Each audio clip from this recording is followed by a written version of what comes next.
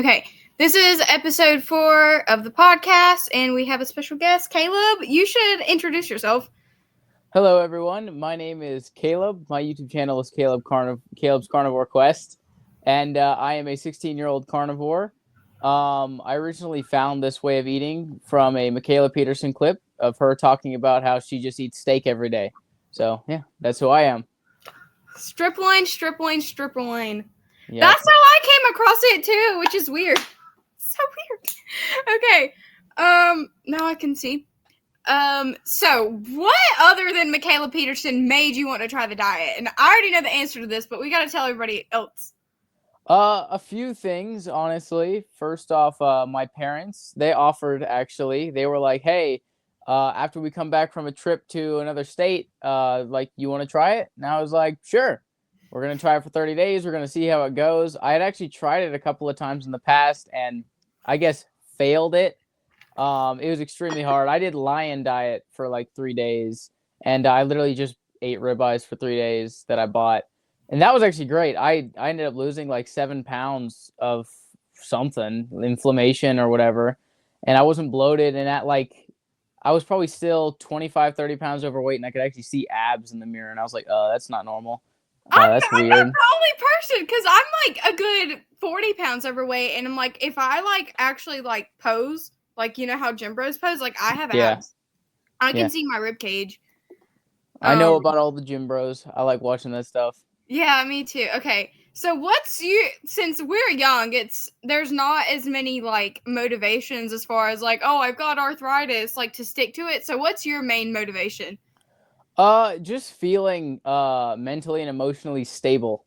Like not having huge mood swings most days, especially if I'm eating right and consistently. I feel good. Like it's very like stable feeling. It's not those crazy huge mood swings and ups and downs and whatnot. Just the simplicity of it, being able to just eat the same few things or several things and feel good, have energy, just kind of live. And it's not a main focal point for a lot of things anymore. Yeah, I agree with that. Food, once you start eating good food, that's not like addictive. You don't look at food as something fun, or I mean, you do every once in a while, but like it's more of like this is what you need to survive. That's all there is to it. What are your main health goals that you're working towards? Without the diet. Without the diet, I mean, I want to live to 100. At least 100. That's just kind of the goal, the 3 digits. I'm looking to be, I don't know if I've said this on camera before, but my goal is to be stronger than as many people as I can be stronger than. So not the strongest person, because that's kind of impossible, but the strongest that I can be. And I want to be as fit as I can be.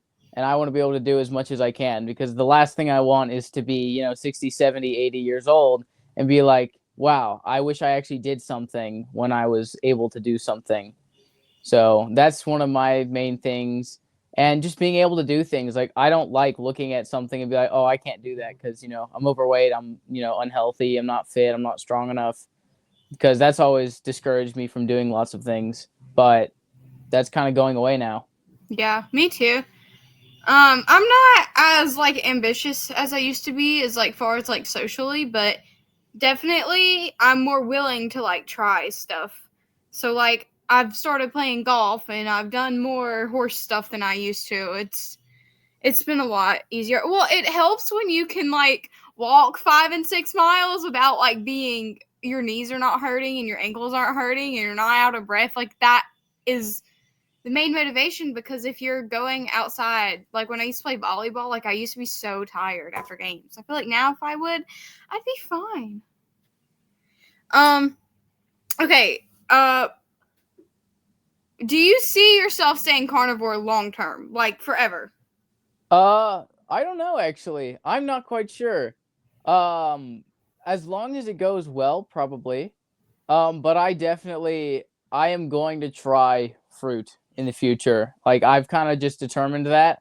Yeah. I bought a kumquat tree a year ago, almost a year ago. And I literally was like, I don't care if I'm still doing carnivore and that thing grows fruit in 10 years, I'm going to try it. So yeah. I'm kind of just like I'm gonna do it, and probably for 90% of my time in life, I'm probably gonna be doing it. So But like there are moments where I will be like, yeah, no, it's okay to not. yeah, I agree with that. It's more of like a hyper carnivore thing to where like 70% of your diet is meat and like 30% of the time, whether it be like 3 days a year or whatever, like you kind of eat other things. And I feel like that's not a big deal as long as you know your limits. Yeah, I think so too. I Okay. even said my dad wants to go to Italy, and because my grandma is originally from Italy, and Ooh. I was like, if we go to Italy, I'm eating stuff there. I'm going to eat food in Italy, best food in the world. I'll eat stuff. So it's kind of just I definitely want to do carnivore, and I can still do carnivore. And actually, even with my addictive nature, which is kind of like my dad's in a way, um, I could totally go back to it. I could eat something now, and that's not carnivore, and go back to carnivore. And originally, I wasn't able to do that, but I think either the clarity of mind or just the stability of carnivore has really helped me actually be able to go back onto it if I eat something that's not. Oh yeah, I've noticed the same thing because I like pounded a whole carton of like organic strawberries the other day. I felt fine. I was like, okay, let's just go back carnivore. Like it's not a big deal. I love strawberries, so it's like every once in a while I'll treat myself with them. Okay, I want to know what your typical day of eating looks like. I know you're doing OMAD right now, so just go with that. So right now it's usually something like a pound of ground beef, 12 ounces of bacon, and like some of the uncured hot dogs that my mom buys that are actually pretty good. And they're cleaner versions than I thought they were. But usually that, maybe some cheese on it, maybe a glass of milk. And it's actually going really well. I haven't gotten the chance to make my update video. I typically do them on like Friday mornings. Mm-hmm. Um, but yeah, I've lost like 4 pounds in the last week or so. And it's better than trending upwards constantly and feeling sluggish. Yeah, And mine was doing that too. It was like same, then little bit up, little bit up. I was like, oh god. yeah, I had that happening for a long time. And I think it was just because I was just kind of constantly eating, and I would have dairy with every single meal. And it was just too much. Whereas now I am having dairy, but my meals are so large that it's kind of inconsequential now. Instead of 3 meals that are this big, it's just one meal that's this big. Yeah. Yeah, yeah. Well, I've been doing OMAD this week. I also haven't posted an update video. I think Tuesday was the only day that I didn't really do it, but it was like 2 meals, like in the morning and one at night. It was just because I had an event, and I've lost 7 pounds, but that was from my starting weight, not my lowest weight on carnivore. So it's my starting weight from OMAD, not my lowest weight carnivore. So it's been pretty good. What's your favorite meal to eat right now? Like, what is your go-to if you have one? You know, I'm not quite sure.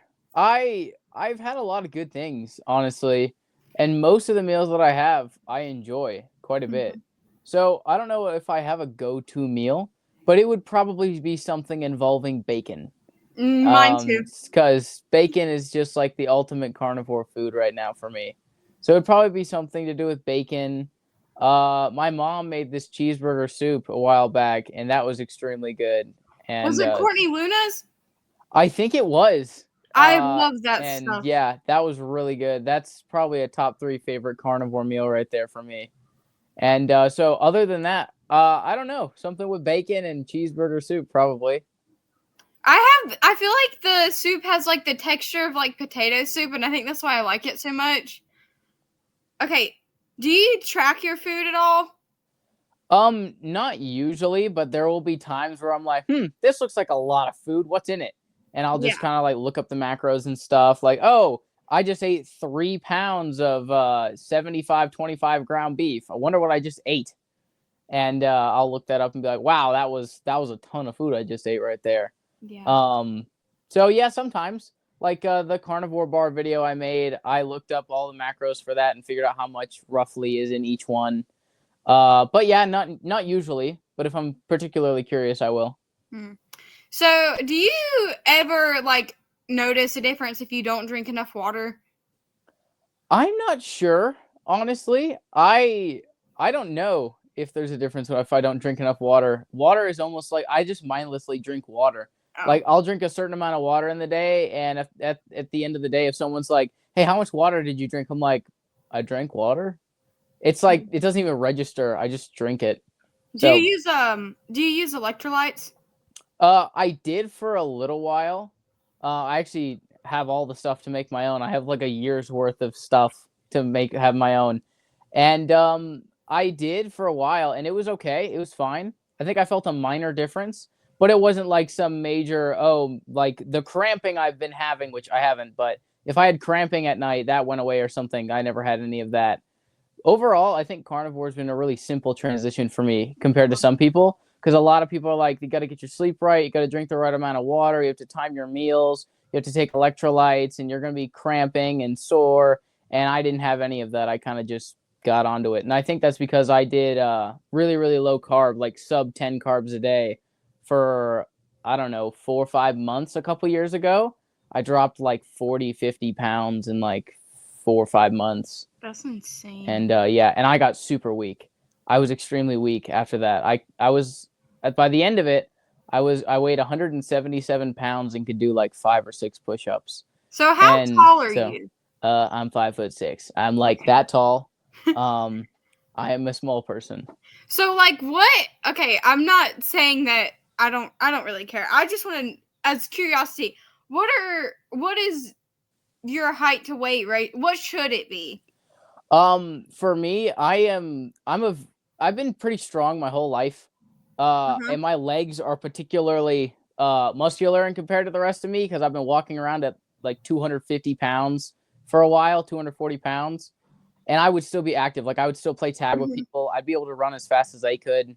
And probably 165, 160-ish would probably be my my ideal body weight. And I do work out, so I'm kind of expecting the weight to be higher than most people because my brother Levi, I think he's at like the perfect body weight and he weighs like 140 and he's 5'9". Okay. So it's like it's very different. So yeah.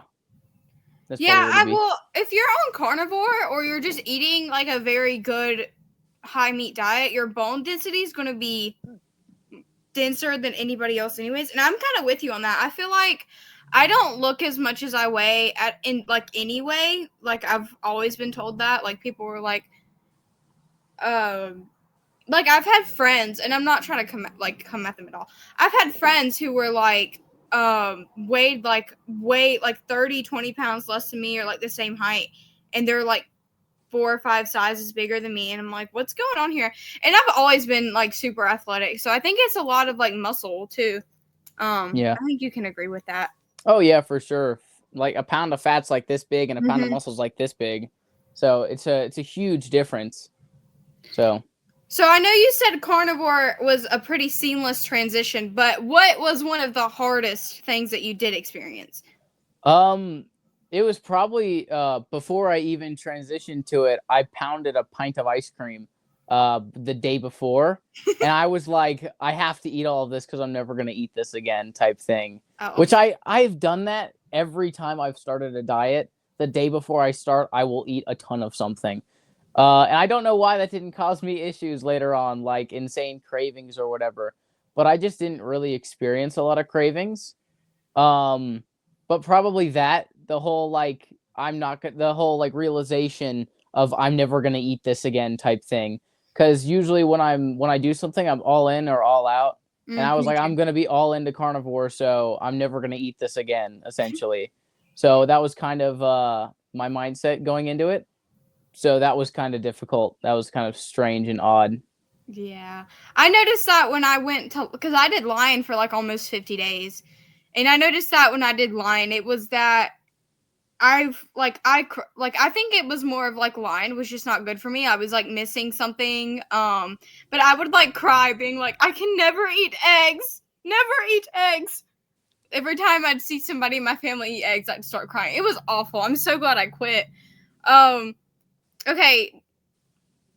I know you already said you cheated. So you've cheated on the diet before. How did that go as far as like what have you eaten? Like was it super processed food or was it just something No. If I do, it'll be super simple, small Mm-hmm. things like I'll put hot sauce on a meal, or I'll use mustard or something. It's usually very small things.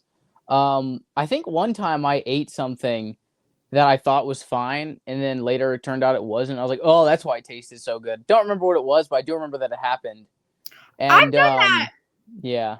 I've done that with beef jerky. So I bought because I stay at my sister's house a lot and I never have food there.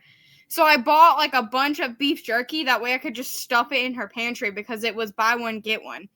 And it was like the grass fed brand, like, and I had the beef sticks already. The beef sticks were clean. So I bought $100 worth of beef jerky and like stuffed it in her pantry, and then I ate a whole bag, and I was like, "Ooh, this is good." Look at the ingredients after I ate it. It had soy in it. I was like, "Oh my god, I've wasted all this beef jerky." But I mean, honestly, I think I felt relatively fine. I did have like a mood swing, but like as far as physically, I felt pretty good. Um, Oh, what is something that's really surprised you about this way of eating? Like something Uh you didn't expect. my sense of smell. Ooh. I have my pretty much my whole life that I can remember, my sense of smell has been awful. And now it's really good. Like it went from being a horrible below average sense of smell to an above average really good sense of smell.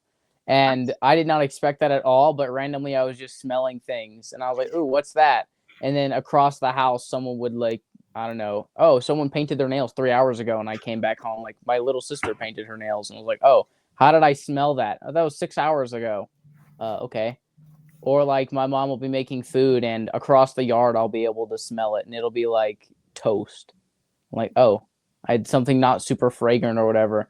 That and I feel like color is slightly I can see color a little bit better.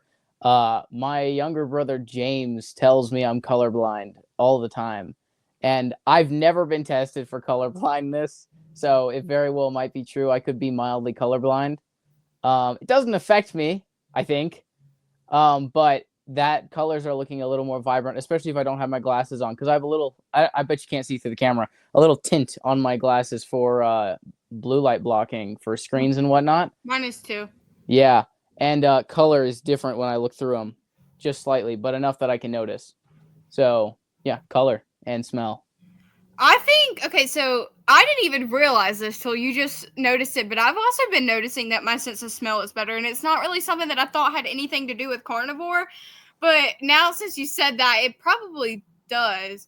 Cause like, say I'm like somewhere like at an event or my mom's cooking dinner, same thing. Like I'll be smelling stuff that I probably would have never noticed. Or like the other day, my chicken brooder, my heat lamp had fell down.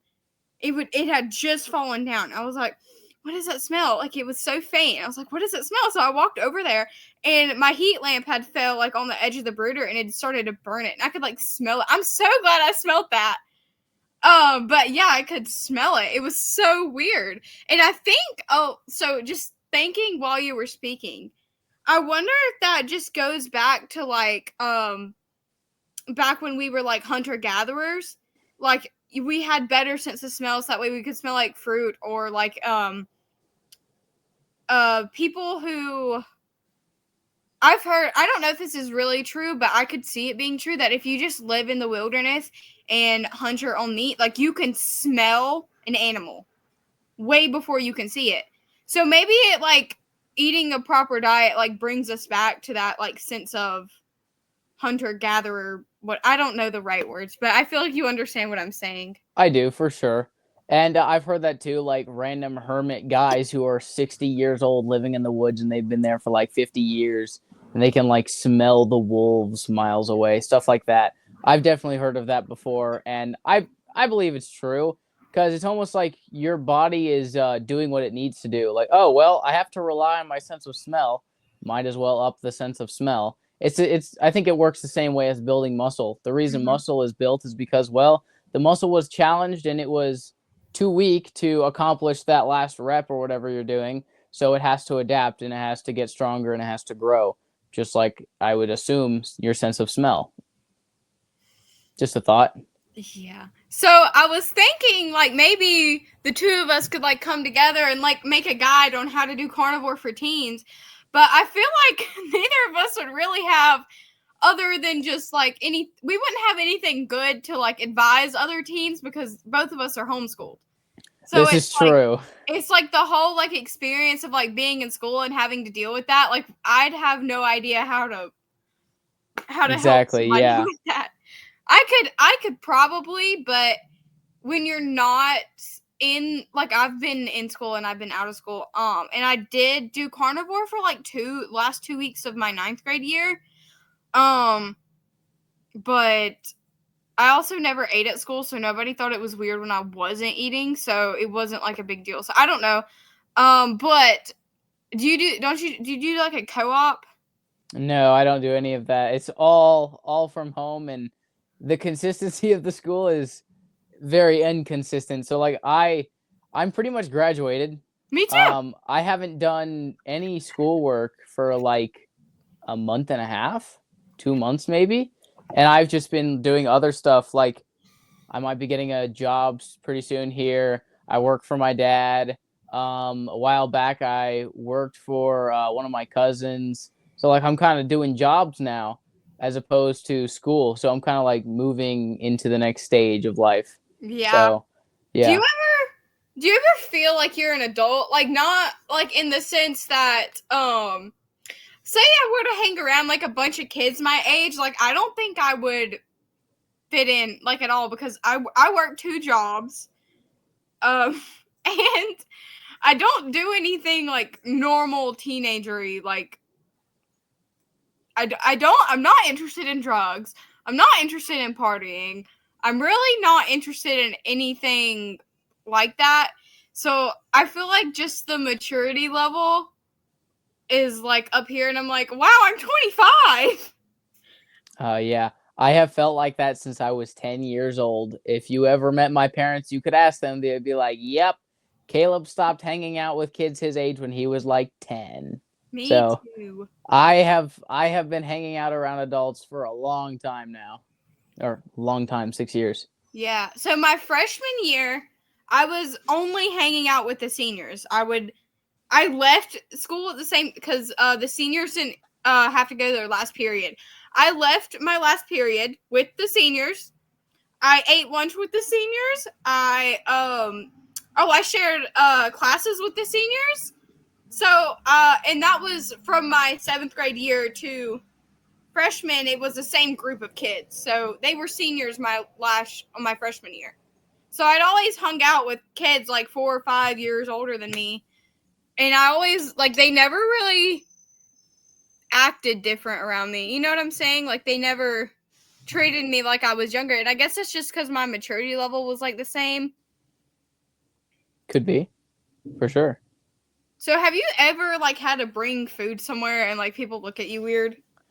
No. I have had people ask me questions, like, people around my age. Most of the time, I think it's happened probably 3 times where someone roughly my age has asked me, like, what am I eating or how am I eating? And I'll tell them, and they'll be like, oh, carnivore. Yeah, I've heard of that before. You know, my uncle does that or whatever. Like, It's not unheard of. I was talking to this girl who used to be vegan like 6 months before I actually talked to her. And she was like, yeah, my grandma does carnivore now. And she was like, yeah, carnivore is super cool. She's liking it. And that was it. And I was like, this is not unheard of. It's really funny to see some carnivores acting like, you know, no one knows about carnivore anymore. It's so not mainstream. And I understand that in other countries, it's not for sure.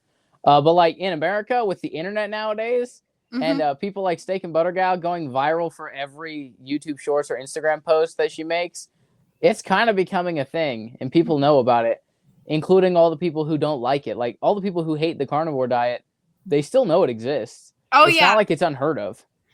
I posted a TikTok earlier that was like, I was like bloating, inflammation, like acne. It's all normal. That. But, oh, you saw it? I watched, it was on YouTube. I watched the YouTube short on that. Well, and I was like, wait, this is normal, but normal isn't like optimal or whatever. And I had somebody who was like a nurse in the comments. She was like, everything you said isn't true. And like, we both posted studies. I posted like the Harvard study in like 2020. I was like, look at this. All markers improved. There was only like 2% of people who didn't notice a difference. And she was like, but the LDL cholesterol. I was like, so all of this stuff that I just showed you that you seen improved, and the one thing you're concerned about is LDL cholesterol. I don't understand people. Like, you don't have to like it, but you also don't have to sit here and be like, oh, there's one negative effect out of 100 different benefits, and we're not even sure if that negative effect is actually negative. Like, I don't understand. Like, I think between the two of us, there was probably like 30 comments between the two of us on that. And she was like, ketosis is like bad for you long term. I was like, but what about the people who have like Alzheimer's, dementia, epilepsy, who've noticed that being in ketosis like affects their symptoms, and like reverses them? I don't know. So, what's your dream carnivore? Oh, God, I start talking and then my words just go away. What is your dream carnivore meal? I don't know. I really liked the tomahawk that one time I ate one. That was really good, and it was so like simple. So honestly, maybe just a large tomahawk. I ate buffalo for the first time a couple of days ago. I bought a buffalo New York strip. Great butcher shop I went to. It was awesome. It tasted great. Buffalo is really nice. Maybe a buffalo tomahawk. That would be something, like a nice thick one. Something like that. I got a tomahawk steak for my birthday and I overcooked it so bad. I was so That's sad. Unfortunate. Okay, I know your parents support the diet, but say they didn't. How do you think you would have gone about that? Kind of is what it is. I mean, Yeah. you can't, you can lead a horse to water, but you can't make it drink. I I wouldn't mean, say. Wait, what? Continue what you were saying.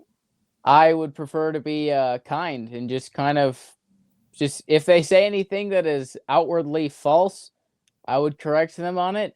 And if they didn't and it's just their opinion, cool, good for them. I'm not going to try and convince anyone of anything because, well, that's kind of not how it works and it doesn't really work that way. It's very hard to convince people of things, especially if they are set in their head to not be convinced of it.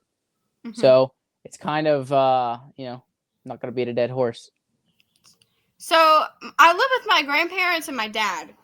So my dad used to do, like, I guess you'd call it like animal based, but he ate a lot of raw meat too. So he never really cared. Like, he was like, whatever. And like, I'll eat raw meat sometimes. Like, he doesn't bat an eye. He's like, okay, whatever. And my grandma, when I first started the diet, she was like, you need to eat a plant. And then, like, every once in a while, I'd eat a banana and be like, here, look, I'm eating a banana. And then she'd be so happy. But now she doesn't really care because I've been doing it for a year. And then my grandpa, he's got a lot of health issues.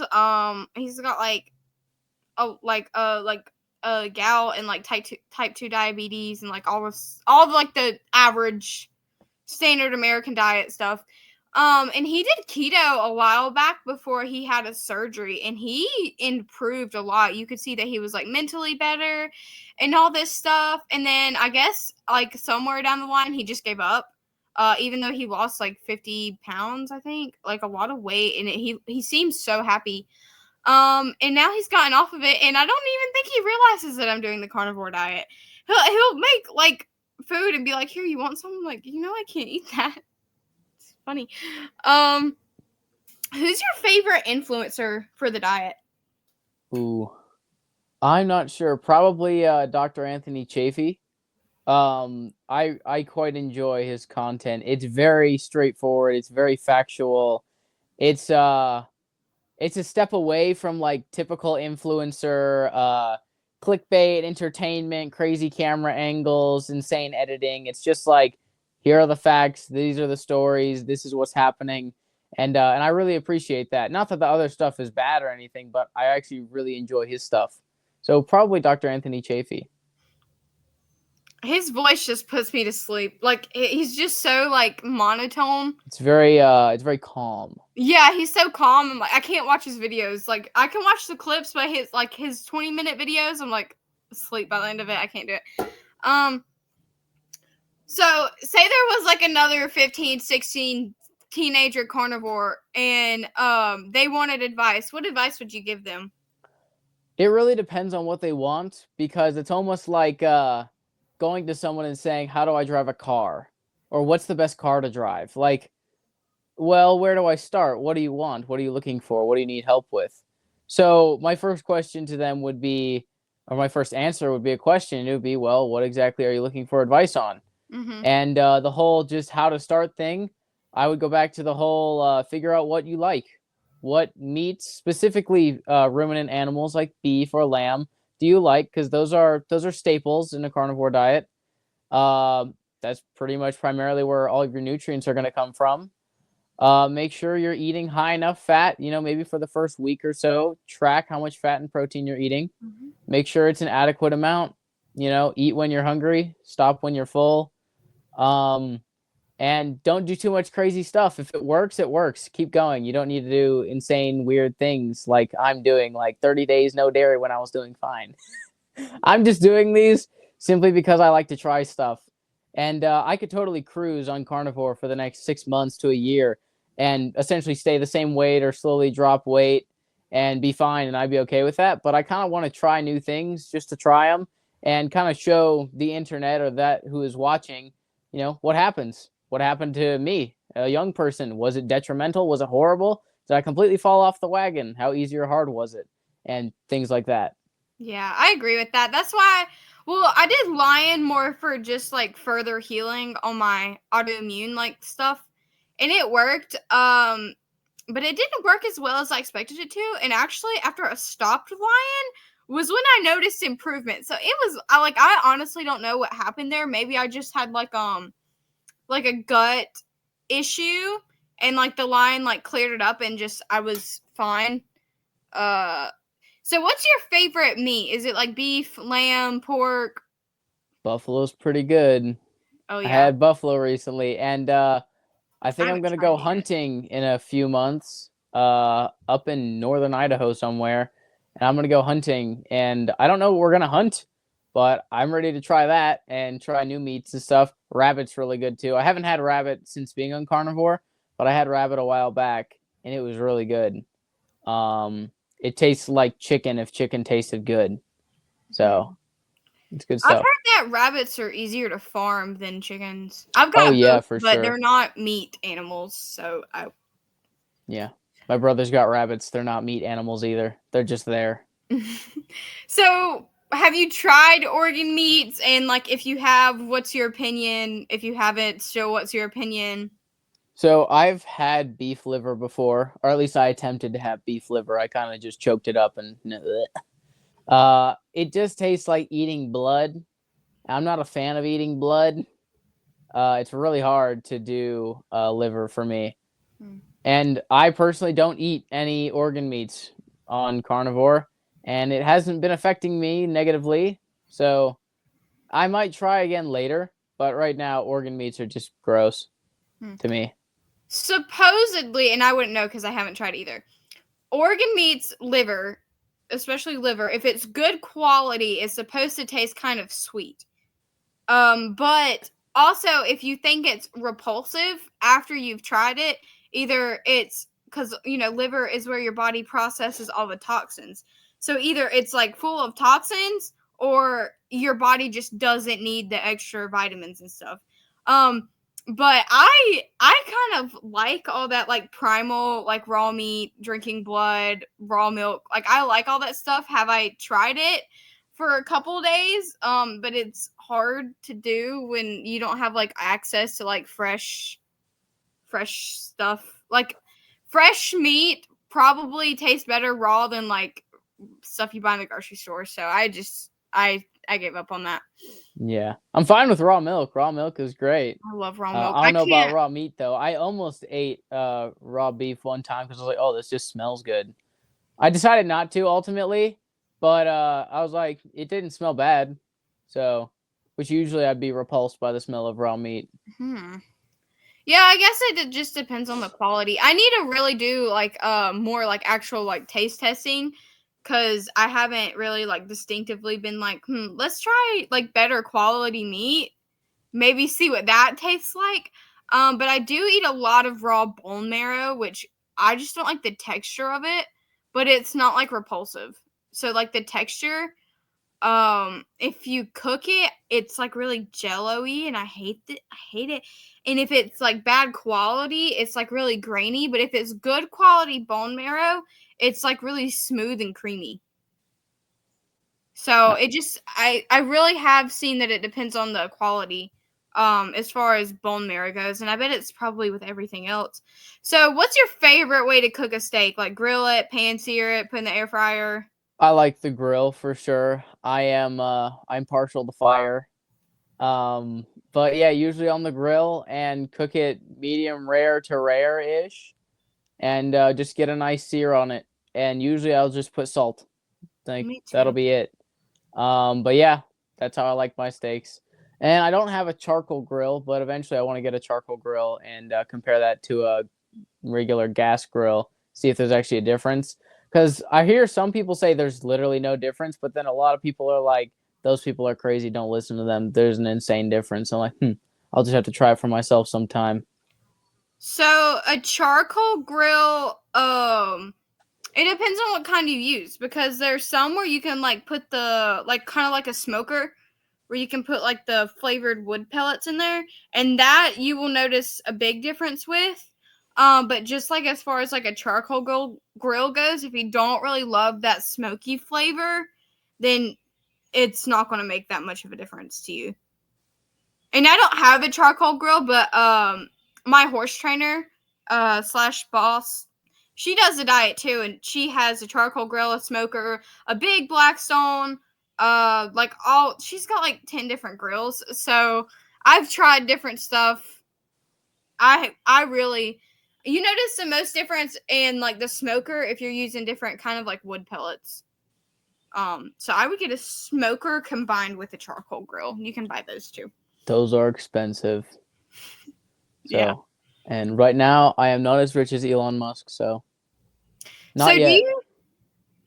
do you have any tips on doing the diet on a budget? As far as, I feel like you probably don't buy all your own meat. So I do not. I am still a child and I'm still grifting off my parents' money.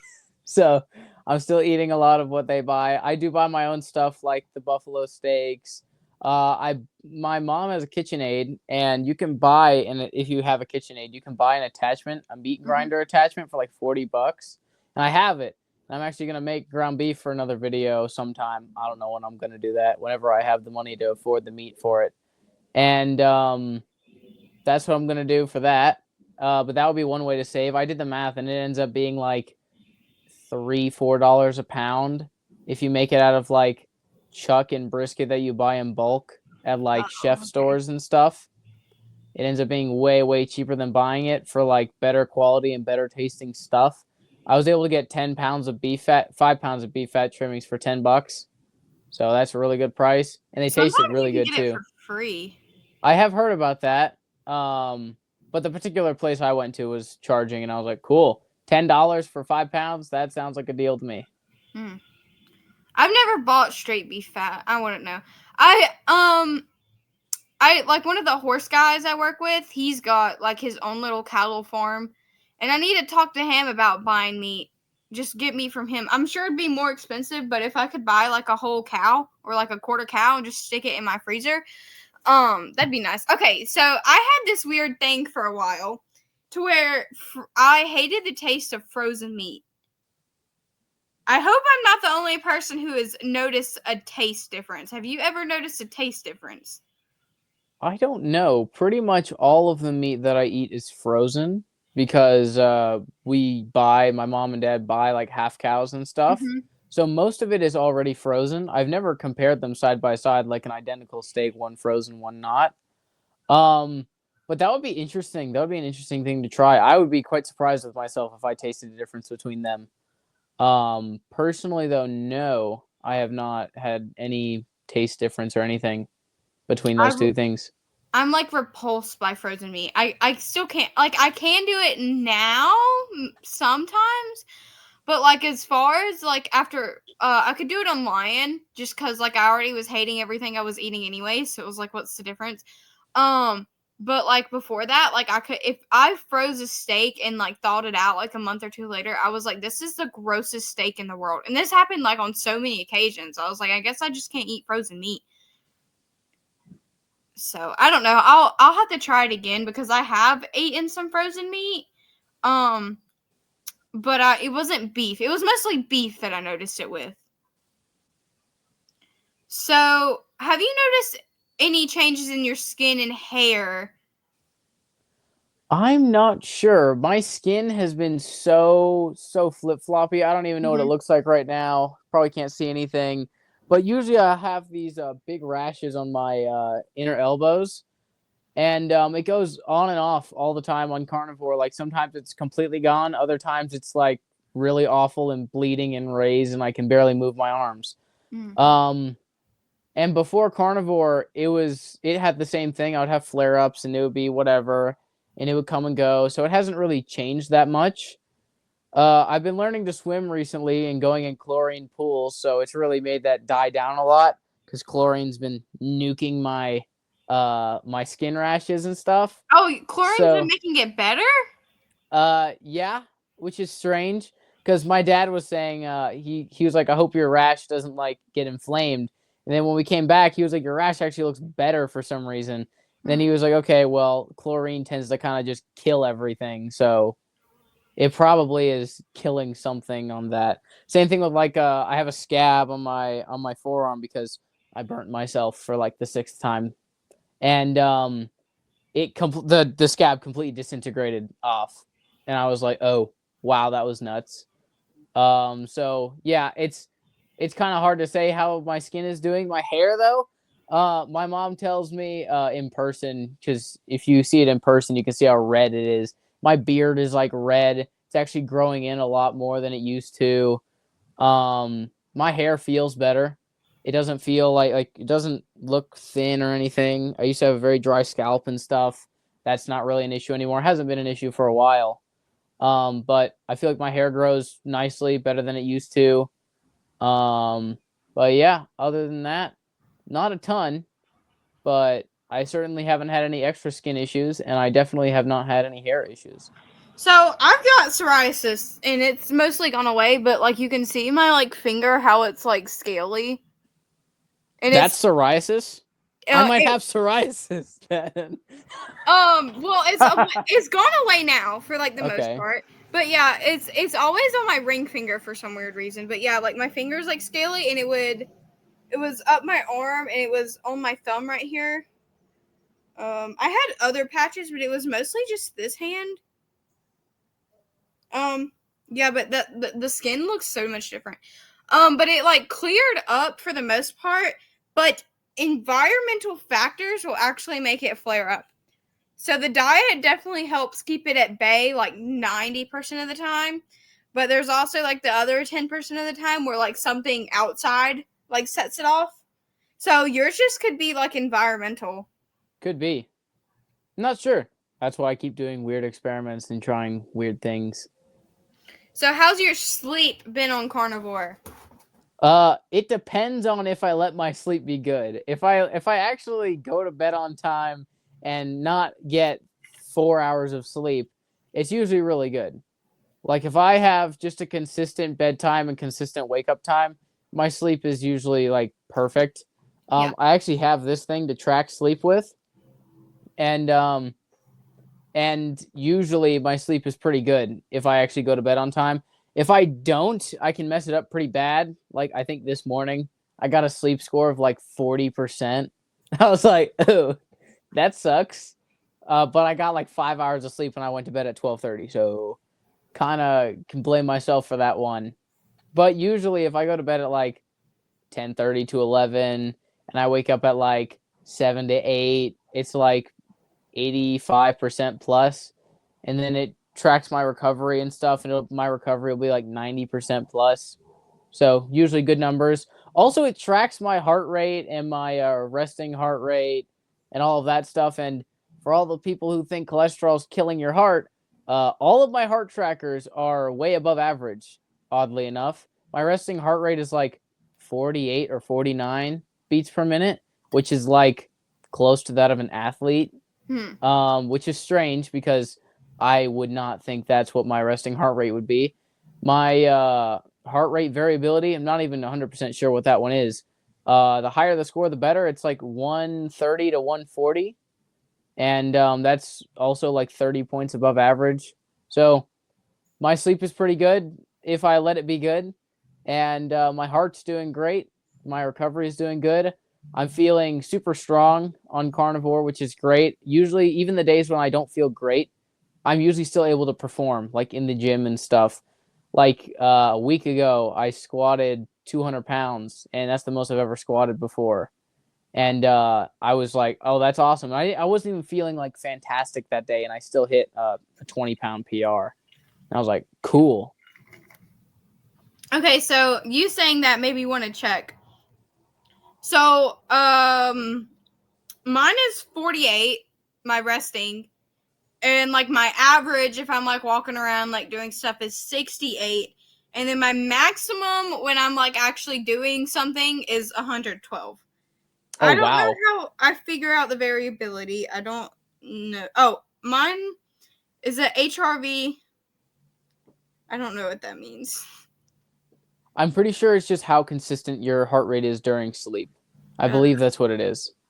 Okay, well, then mine is 40 or the lowest is 31 and the average is 40. So okay, whatever that means. Yeah, I have a smart ring that tracks all my stuff because my Apple Watch was like giving me tan lines, and it would also like die in like 3 hours. So I'm sure I'm getting tan lines from this thing. This is a Whoop 4.0, I think. My dad got it for me for my birthday. It's ironically, it's what Brian Johnson uses to track his sleep and his health. Oh gosh. And I actually, unpopular carnivore opinion, I actually enjoy Brian Johnson's stuff. I do He's too. not like, I think his heart's in the right place. I think he truly is trying to do the right thing. And I know why he doesn't eat animals and stuff and whatever. Like, that's cool and all. You can do that for yourself, for your morals and whatnot. But I feel like so many people are like hate on Brian Johnson. And I'm like, he's not that bad. He's not doing evil things. He is promoting a good message and his, longevity. His main things he talks about is sleep. Like, sleep is his main thing. It's not diet necessarily. So I think he's great for a lot of things. There's some other guy other than Robert Johnson who's kind of like keto. I can never figure out this dude's name because I see him on my like reels all the time. And he kind of like preaches like carnivore, but he's not like strict carnivore. He's more of like hyper carnivore. And he's like the same like they're both into the what do you call it? Biohacking, longevity stuff. Yeah. The only thing that I really don't agree with Brian Johnson is that plants cause less animal deaths than eating meat because like with the pesticides and all that stuff, like statistically speaking, that is simply not true. So yeah, that's just how it is. Yeah, because I would rather like an animal just die like a clean death and like its body being used for meat than it die of like poisoning from like pesticides. Yeah. Then you can't even use the meat. What a waste of an animal. For sure. I'm pretty sure that other person was probably Andrew Huberman. That's kind of how he eats. And he's all about biohacking and stuff. And he's super popular and all over the internet. So it might be Andrew Huberman. Wait, what's the name? Andrew Huberman. It might be Andrew Huberman. I see him sometimes too. He's interesting. Fun fact about Brian Johnson, he's the person who got me to start caring about my health. Like that's why I kind of like him still, because I probably would never have ended up carnivore if I didn't start watching Brian Johnson. Which is such a strange thing to say considering he's vegetarian. But watching his stuff and hearing him talk about how important things like sleep were and exercise being important and, muscle mass to a certain degree is, good for longevity and stuff. And then the way he ate and whatnot, it got me starting to care about what I was putting into my body. And I'm not the type to just look at someone and be like, oh, you look relatively healthy. I'm sure everything you're doing is perfect and good. And then just do exactly what they're doing. It's kind of like, okay, I'll pick this and that and this. Those are the good things, and I'll move on and, do whatever. I think Brian Johnson definitely looks better than like a standard American on a standard American diet. I think so too. I feel like whether you're vegan, vegetarian, carnivore, whatever, you're gonna look healthier if you're not eating like processed food anyways. So as far as like veganism goes, or like clean veganism goes, I don't really care that much. Yeah, me neither. It's not something to get worked up about. Mm-hmm. Also, with Brian Johnson, with the way he looks, you also have to consider things like red light therapy and his electroshock therapy, his working out, his hyperbaric chamber, all of the crazy stuff he has and does. So he also has a ton of help. I think the main reason Brian Johnson looks so good is all of his biohacking things, all of his supplements he takes. It's not his the way he eats. It's not his diet. I think it's mostly all of the supplements and the red light therapy and the hyperbaric chamber and those types of things. I definitely agree with that. Okay, so Michaela Peterson. Oh, crap, I forgot what I was going to say. Okay, Michaela Peterson kind of does the biohacking stuff too. As far as like red light therapy, she had like a gut, the thing where they put poop in you. I don't know what it's called. And like all that stuff to like help her with her autoimmune condition.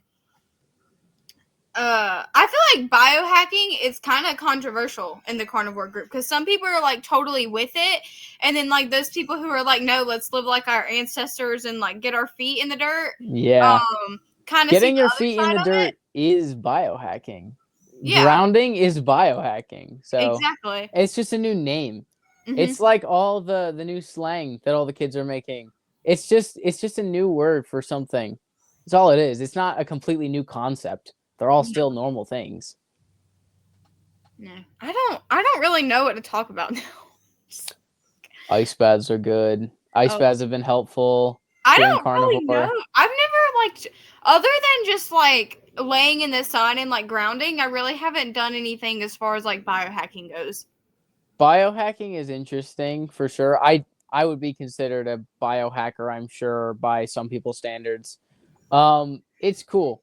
I do cold showers every night before I go to bed. It helps lower my cortisol, helps me relax. I feel good doing it, and when I'm done doing it, I did ice baths throughout the entire winter here in Idaho, so the water got as low as 34 degrees. There'd be like a thick layer of ice that I had to break for it. I would sit in that thing for 2 minutes every morning, pretty much every morning. And my dad started doing it too, and he said he felt great after he was done. My skin would be super, super red with like new blood and stuff. Really cool.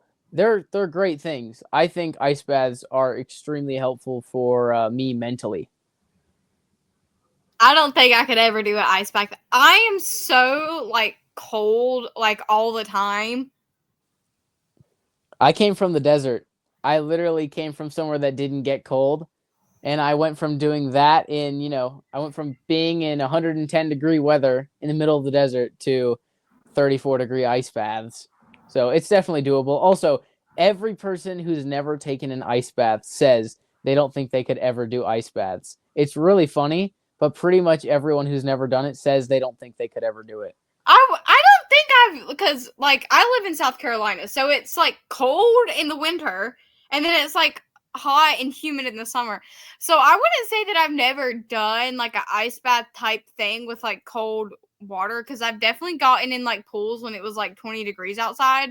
But that was also when I was a little kid. So I think now it's not that I couldn't do it, it's just that I really don't want to. Yeah, I didn't want to for most of the time either. It's cold. It's not easy to do at all. I have a video of me doing it, and a lot of people commented saying you made it look so easy and you didn't react or whatever. I'm like, that's great. In here, inside, I was reacting a lot, man. It was cold. I was definitely one of those people who I remember commenting that on that video. Yeah. I was like, there's no way. It's cold. My brother James doesn't think I feel cold. He's like, you probably don't even know what cold means. Your nerves don't have the right receptors. You can't feel cold. Yeah, it's cold. It's definitely cold. I like to do like saunas and stuff. I'm like the opposite. I'm like, let me sit in the hot tub for 5 hours and take like warm baths every day and like sit in the sauna. I've never been in a sauna, but that is also considered biohacking, depending on Yeah. who you ask. So you are in the biohacking realm. But I don't really see it as like that, you know? I know, yeah. It's just labeling stuff. People like Yeah. to give everything labels nowadays. So have you ever like tested your glucose and ketones? No, never. I've never even had like a blood test before. I have literally like none of it. I haven't tracked anything besides my weight and on an electric scale and like measurements and stuff. Hmm. But yeah, other than that, no. I don't really track much of anything besides photos and weight. I've kind of done both. I've done it to where I haven't tracked anything, and I've done it to where I've tracked like every metric that I can track. Um, I I really haven't noticed much of a difference between either. The only thing is like my ketone levels are like super weird. So like one day I won't be producing ketones and I won't change anything, and then like 2 days later I'll have like a 1.5, which is like it's not it's like that's considered really good. So I don't know. I kind of gave up because I was like, okay, there's nothing that I'm doing differently that's causing these results. So I was like, these test strips are too expensive to really care. Um, have you tried like the grass fed versus like grain finished meat like side by side before?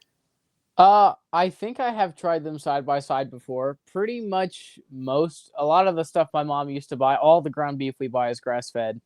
I was pretty much raised on grass fed, grass finished, organic stuff, which is probably one of the reasons why I don't have a lot of health issues that some people around my age have.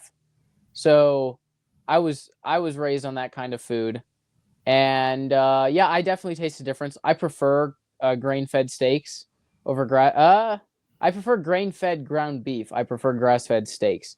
That's what it is. But and I know that because I've compared them side by side, but I haven't done so recently.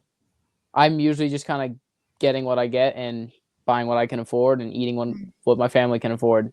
So that's mostly what it's been. Yeah. Um. Okay, so I can't really say for beef, but as far as lamb, the first time I ever tried lamb, I tried grass fed like ground lamb, and I think that stuff tasted like actual grass. And like lamb is already kind of gamey. So it was like so awful. I like spit it out and I'd mix it half with beef too. I was like, this is disgusting. And like I still think lamb tastes pretty gamey, but as far as like grain finished lamb, I think it tastes better. I've never had grain fed lamb. I've only had I think I had grass fed lamb once or twice. I turned it into like meatballs way back in the day, like 2 years ago. That's what I did. I And made yeah, meatballs out of it. they were I really liked them. And I had lamb. I went to in Arizona the meetup, the Healing Humanity meetup in Arizona, and I had lamb, and it was really really good. So it I didn't want taste to. gamey. I need them to do like a meetup because I live in South Carolina, but I live really, really, really close to Charlotte. And Kelly Hogan lives like an hour and a half away from me. So I need them to do a meetup in Charlotte. I need Kelly Hogan to host it, or like at that university that she lives near, Western North Carolina.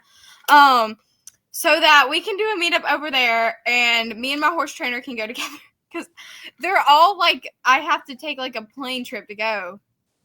Yeah. Where I'm gonna be going to the one in Washington in June. I have a whole thing planned for that. Going to be doing some arm wrestling against all the carnivore influencers. Arm wrestling's kind of a passion of mine. I own a professional table for it. So yeah, it's a whole I've never heard thing. of that. Yeah, you just look up arm wrestling clips on TikTok. I'm sure you'll find stuff. And I'm able to beat everyone in my house. So I'm kind of at a point where I can beat everyone really reliably. So I really want to feel the carnivore strength and arm wrestle like Dr. Sean Baker. Oh, I was about to say I could imagine you trying to arm wrestle Sean Baker. Yeah, I he's was like a full literally foot taller than envisioning me. that. Yeah, he's huge. He weighs so much more than I do, and he's so much taller than I am. I bet he weighs like 250-ish. I think he weighs roughly 250. Yeah. Yeah. So I don't know how tall he is though, but he's really built. 6'3", 6'4". He's huge. He's So probably bigger than Henry Cavill. could be. Maybe. No idea. Never compared them side by side. But yeah, that would make for a good thumbnail for a video. Me arm wrestling Dr. Sean Baker. I also want to arm wrestle like Steak and Butter Gal and Steak and Butter Guy. Carrie. Anyone else who's there? Like if Robert Kiltz is there, why not? Just like have all the fun stuff. I have carnivore bars in my closet right now that I just bought to give away to anyone who can beat me. So that's what I'm gonna do. Like beat me in an arm wrestle, get a carnivore bar. I know. I went broke for that. I've made my own too. Like I made my own like 6 or 7 months ago before you even like made the video of it. I was like, I already knew how to do this, but I don't really. Yeah. I think just like eating straight tallow like makes my stomach hurt, so I just like stopped making them. Yeah. So, yeah. I think maybe once I get more like subscribers, like in general, because I've got like a decent following on Instagram, but on YouTube I'm not doing too well. But I don't really care.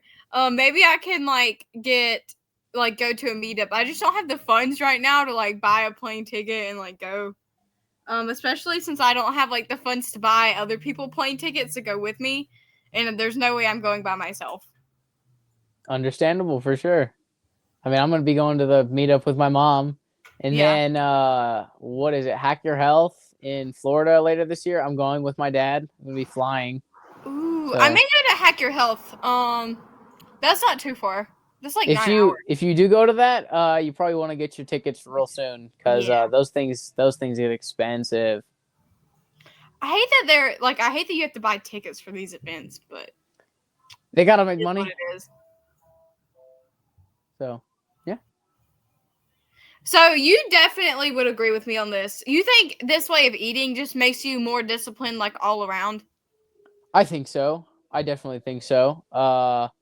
Because it's taking brain power away from things that you were using so much for, and it allows you to use more determination and self-control for other things. So I think you just in general have more brain capacity on carnivore. Yeah. So, yeah. I think Bella did a video on that like yesterday. Oh. Talking about how she has more mental and emotional capacity now that, it's not connected to food and whatnot. So, yeah, I would agree with that. I don't know. I've kind of noticed it being the opposite. Like, I have less tolerance. I have more discipline, but I have less tolerance for things that I don't really think matter. Okay. Oh. In what way? Oh, in what way do you mean? Like, you care less about it? Like, people who are... I don't know how to explain this. Ask your question again so I can think about it. When you say you have less tolerance for things you don't care about, okay. Do you mean that as in you care more? Because saying you have less tolerance for things you don't care about is interesting, because if you don't care, why should you need tolerance for it? Oh, God. You stumped me with that. I'm like, wait, I've been talking with adults for like 6 years now, having conversations. I've learned to have conversations with people. Yeah, my best friend, she's like 45. She does carnivore. And like, well, I guess she's kind of got the mentality of like a teenager. Like we go play golf. We do like crazy stuff all the time. So I guess our like mature conversations are probably not as mature as normal mature conversations would be. So what I mean by I have less tolerance for stuff is like, say somebody's like coming up to me and like trying to be like, oh my God, you're going to get cancer from eating meat.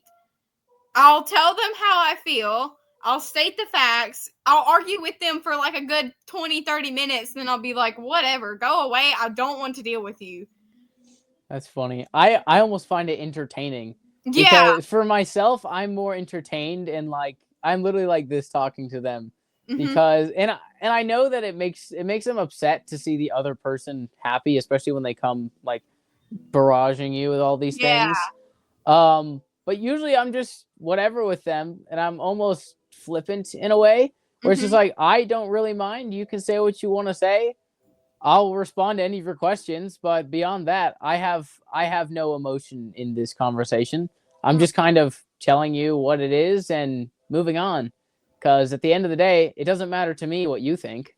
Yeah. So The only thing, like, if we're just, like, say you were vegan, I was talking to you right now, like, we can have an honest conversation, but it's when you start to say that I'm incorrect is when I get kind of like, oh, just choke you. Like, you can believe whatever, but don't come at me and say I'm incorrect when, Yeah. like, Yeah, I I'm get not that going for to say sure. that you're incorrect. I'm just going to show you the evidence that suggests that.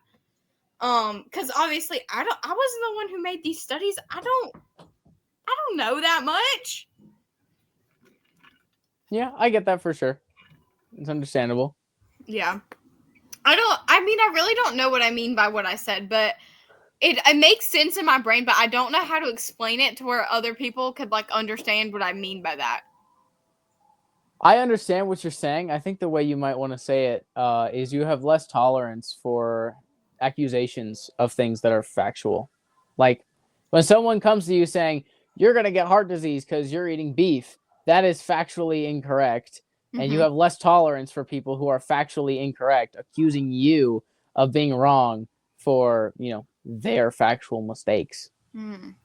Something Okay. along those lines. I agree with that. Okay, so now that I've thought about it and hearing what you said, okay, what I think I mean by this is what I know I mean by this is like, okay, social media, like, especially on like my private, not my private, they're not private, my public accounts, but like my accounts that I have all my family on, the people I used to go to high school with, like all this stuff. I used to be scared to post like carnivore stuff on there, and now I have like less tolerance for if they're gonna like comment on it and be like, why?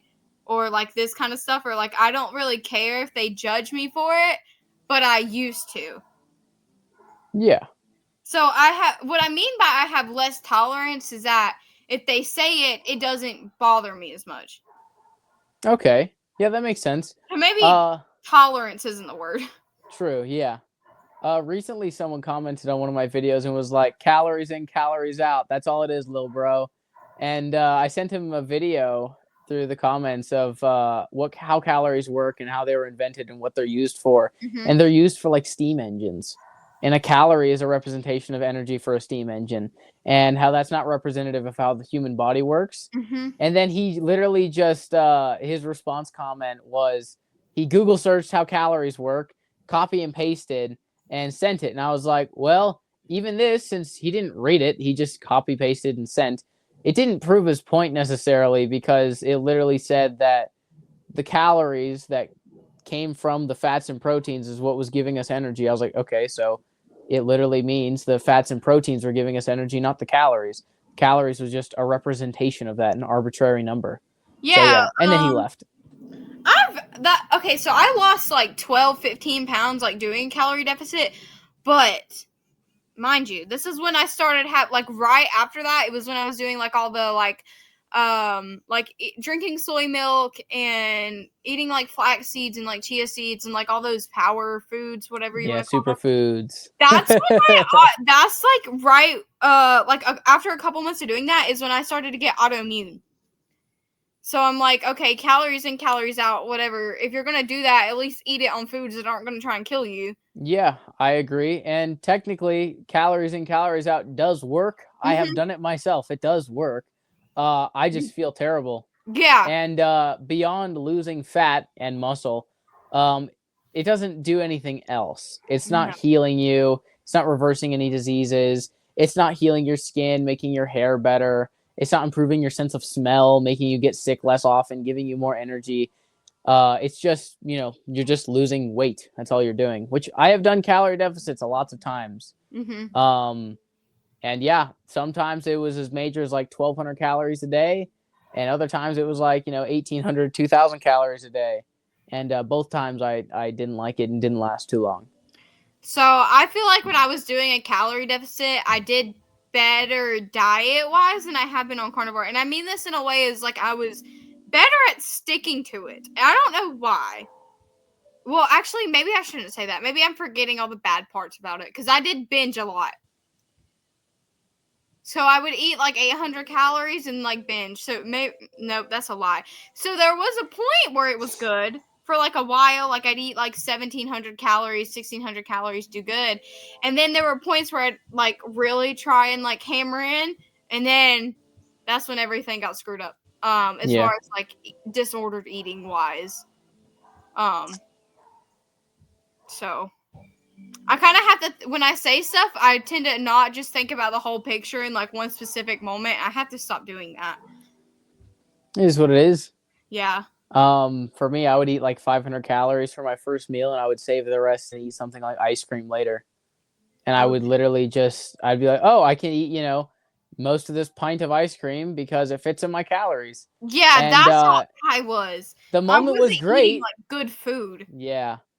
I did do good food for a while, but then there was just the times of me just doing ice cream was just more and more. And then it just ended up being, well, I feel sluggish all the time. I feel weak all the time. I don't want to do anything. Yeah, I'm getting lighter, but I can barely stand up from the couch without feeling like I'm going to pass out, which almost happened a couple of times. Oh my gosh. So I didn't even think this had anything to do with the deficit thing, but when I was in school, I would eat lunch, and then there was like 3 occasions to where I went into a classroom after our lunch, and I straight up like fainted. And like all I'd eat for lunch was like a bowl of Kraft mac and cheese. So I wasn't eating something healthy, but it was like after I ate, I would literally just like pass, like I straight up fainted like 3 times. I was like, what the heck is going on? It's not like I'm not eating. And I still like I really don't know what that was. And I was hypoglycemic, but I really think it was like the insulin like would spike, and then since I'm like gluten intolerant and like all this stuff, lactose intolerant, like it would just drop and I'd be like, what? I don't know. But yeah, I was like so tired like all the time. Like I did not want to get up. I did not want to move. I did not want to go ride my ponies, which is if I don't want to go ride ponies, that's an issue. So I think people who do it have to already be like mostly just metabolically healthy. And they're just, are they even metabolically healthy if they're trying to lose weight? I don't know. Maybe not. Not sure. Don't know what that indicates. But yeah, so my diet was 3 Kraft mac and cheeses a day, go to sleep. I did that for a while too. That actually, I think that's what worked the best because that's all I really wanted to eat anyways. But then I also got really sick doing that too because obviously that's ultra processed food. Very bad for you.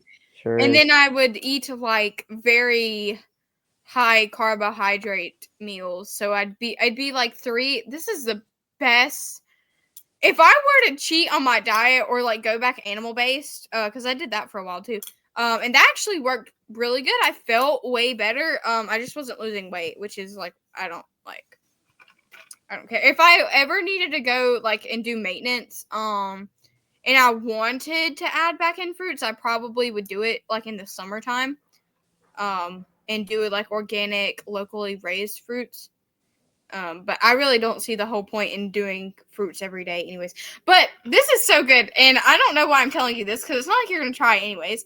If you freeze 3 bananas, put them in a food processor, blend them up with like milk and like peanut butter and like protein powder, that junk is like ice cream.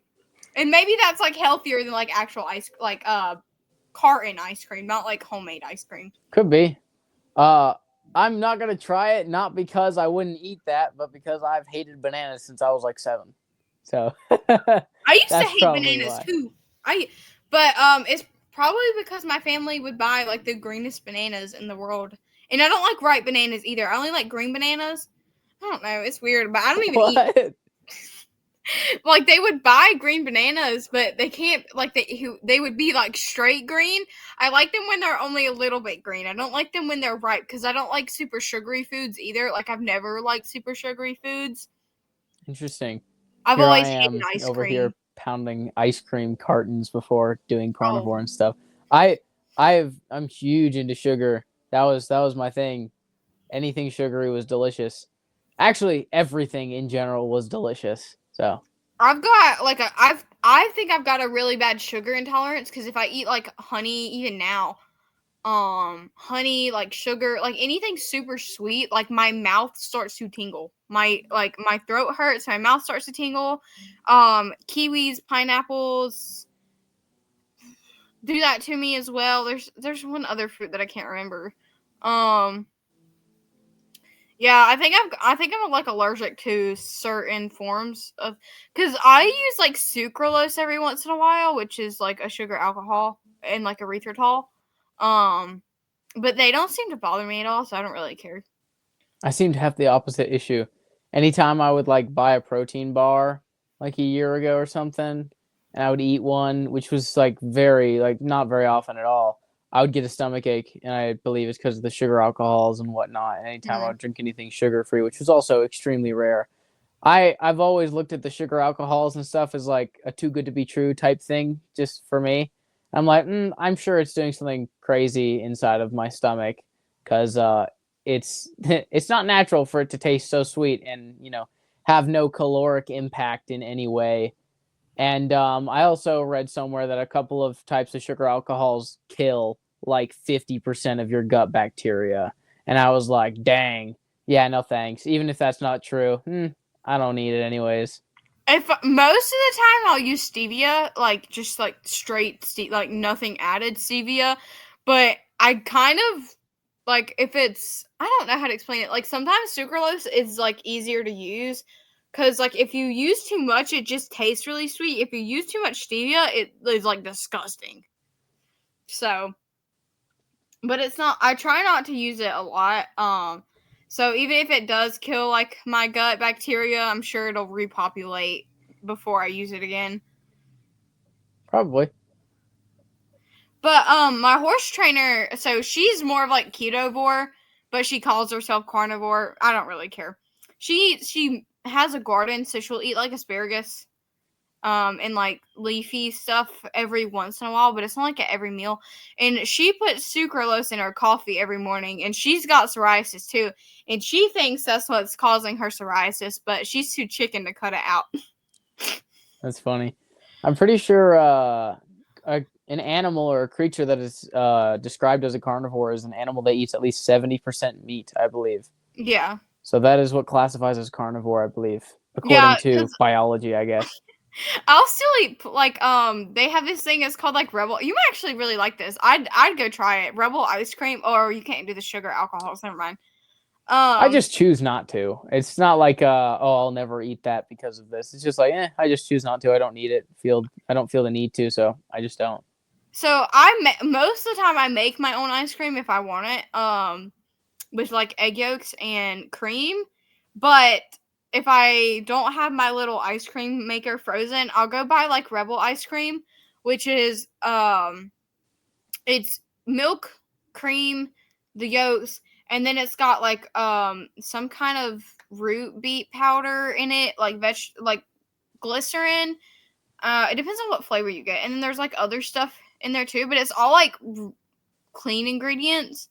And I haven't noticed any symptoms from it, but it's not like so sweet to where it's like that's disgusting, but it's not like not sweet at all either. It's kind of like the perfect in between. Well, at least for me. Maybe you'll think it's not super sweet, I'd but probably think it tastes like candy because the sweetest thing I've had in the last almost a year has been milk. So it probably tastes incredible to me. That's okay. That's why I'm like scared to completely cut out sweet taste, because I'm scared if I completely cut out sweet taste when I do have sweet taste, it'll be like addictive. Like I'll just want to eat everything. Yeah, And I thought the same thing. I can moderate it. So like as long as I feel like I'm able to moderate it and I'm not like going after it like it's, I don't know, like I don't look like a chupacabra trying to eat like all the sugary flavored stuff. I don't really care.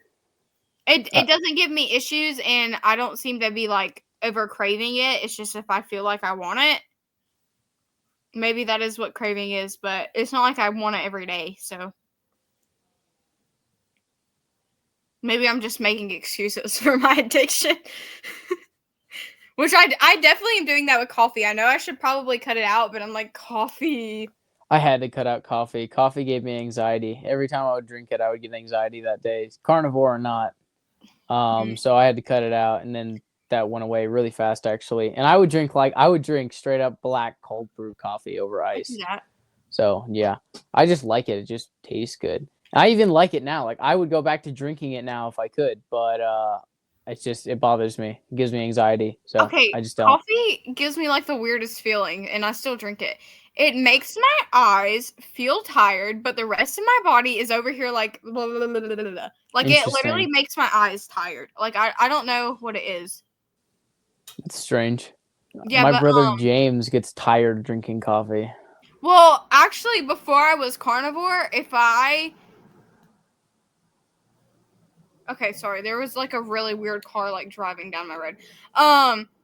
Before I was carnivore, I had to drink coffee or else I couldn't go to bed. That's interesting.